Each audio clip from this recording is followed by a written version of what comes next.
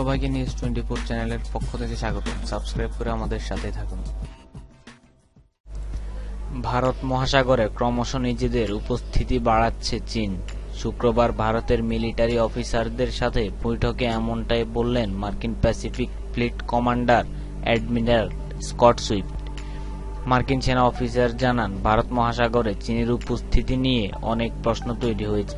ওই অঞ্চলের স্থিতাবস্থা বজায় রাখতে কি করা উচিত তা নিয়ে আলোচনা করতেই মুখোমুখি হয়েছিল ভারত ও আমেরিকা। আমেরিকার দাবি, চীন ওই এলাকায় উত্তেজনা তৈরি করছে।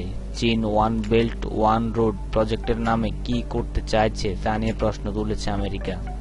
চীনের উদ্দেশ্য স্পষ্ট নয় বলেও অভিযোগ তুলেছেন মার্কিন অফিসার।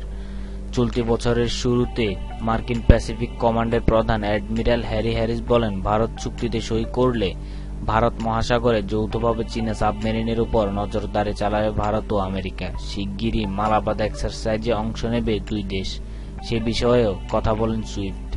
আগামী জুলাই মাসে বঙ্গোপসাগরে হওয়ার কথা বিশেষ মহড়া মালাবার এক্সারসাইজ।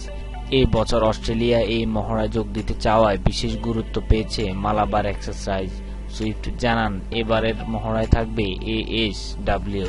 মার্কিন নেভি অফিসার বলেন, সমুদ্রে চীন ক্রমশ ক্ষমতা বাড়াচ্ছে বলে দাবি করে মার্কিন নেভি অফিসার বলেন, চীনের সাবমেরিনের উপর নজরদারি চালাতে বিশেষ মহড়া করা হবে।